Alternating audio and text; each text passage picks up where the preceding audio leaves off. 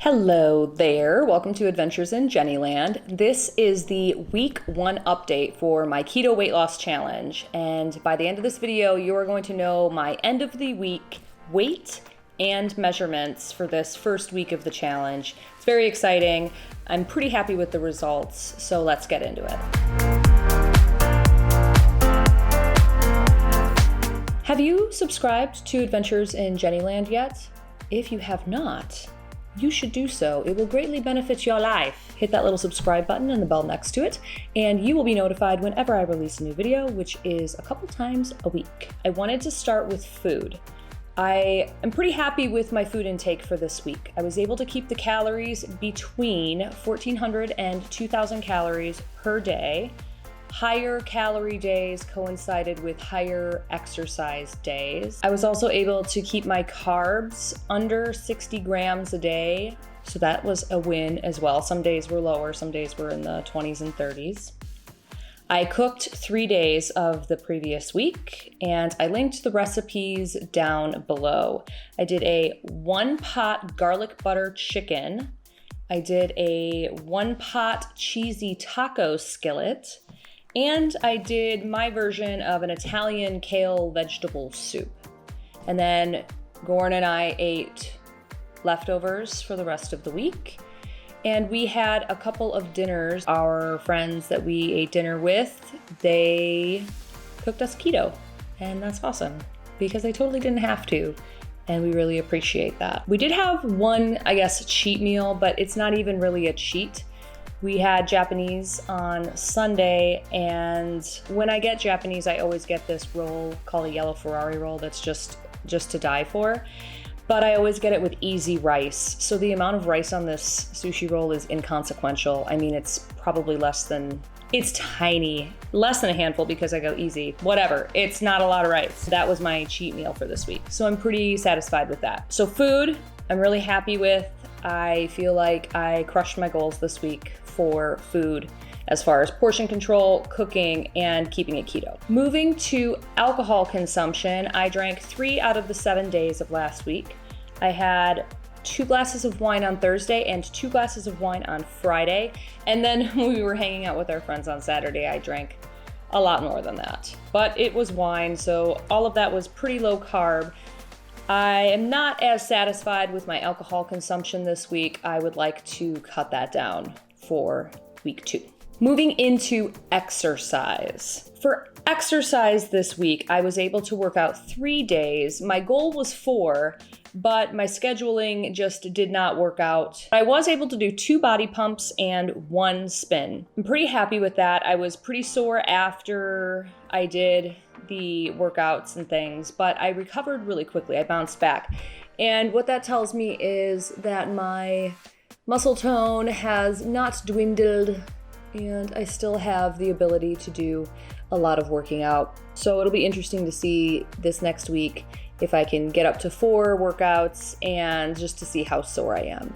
So overall, yes, I'm pretty satisfied with my exercise for this week. Let's get into measurements. I was starting weight 181 pounds, and this morning I weighed in at 178 pounds. So that is a loss of 3 pounds, which is awesome. I'm wondering if some of that weight though was because I had just gotten back from a vacation, but you know what? I'll take it. 178 down 3 pounds. That brings my BMI from 29.2 to 28.7. So it's moving in the right direction. That is the goal. We want to be in that normal BMI. That's kind of what I'm going for. So for measurements, it was really interesting. I lost in some places. I did not gain anywhere, but I did maintain my measurements in a lot of places. But I did lose in a couple of places, so this is interesting. In the ab measurement, which is for me, I'm just taking it around like where my muffin top is, around my waist, not my natural waist. That's the waist measurement. For the ab measurement, I was 38.5, and now I'm 38, so I lost half an inch. The left arm bicep was at 15 last week, and it is the same. That one did not change. The right arm bicep was at 15 last week. and it is at 14.5 this week, so it went down half an inch. Left calf was 16 inches last week, and it is 15.25 this week, so down a quarter of an inch. And the right calf was at 15.5, and now it is at 15 inches, so down half an inch. My left thigh maintained. It was 27 last week, and it is 27 this week. My right thigh was 27.4 last week, and this week it's 26.75. So a little over half an inch it went down. My chest measurement is the same at 38. My hip measurement was 41.5 last week, and this week it was 40.5, so it went down an inch. My waist measurement was 35 last week, and this week it is 34.5, so I got half an inch down on my waist. And finally, my butt measurement. Now the butt measurement is just, I take the widest part of my butt and I wrap it all the way around. That was at 45 inches last week, and now it's at 44. So going into week 2, I have a few goals, and they're nothing crazy because I don't want to overwhelm myself with everything else that's going on in my life. I want to stay consistent and do the exact same thing food-wise that I did last week for this next week. I do want to make a change in that I want to drink less.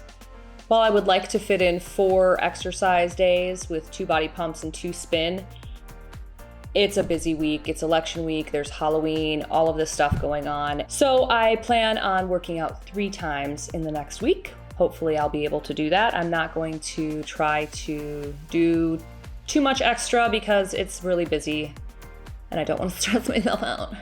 So yeah, I don't know, we'll see what happens. Again, I'm not like trying to lose, 4 pounds a week or 5 pounds a week. I'm just curious to see with consistency and keeping the calories and carbs consistent and keeping the workout consistent and eating at, more consistent times. It's an adventure. I did have a few comments on my Facebook page, and if you'd like to join my Facebook page, it's just Adventures in Jennyland. You can search that on Facebook. One of my friends was talking about or suggested intermittent fasting and OMAD, 1 meal a day, and I've done those things too. I like intermittent fasting. If I'm not hungry, I don't eat. Now, if I have a workout day, because my workouts are very intense, I'm burning like 500 to 600 calories over an hour with body pump or with spin, I will do a protein shake before I go. But if I'm not doing that, I pretty much don't eat breakfast. So I figure it's fasting from, the time you go to sleep until you eat your lunch.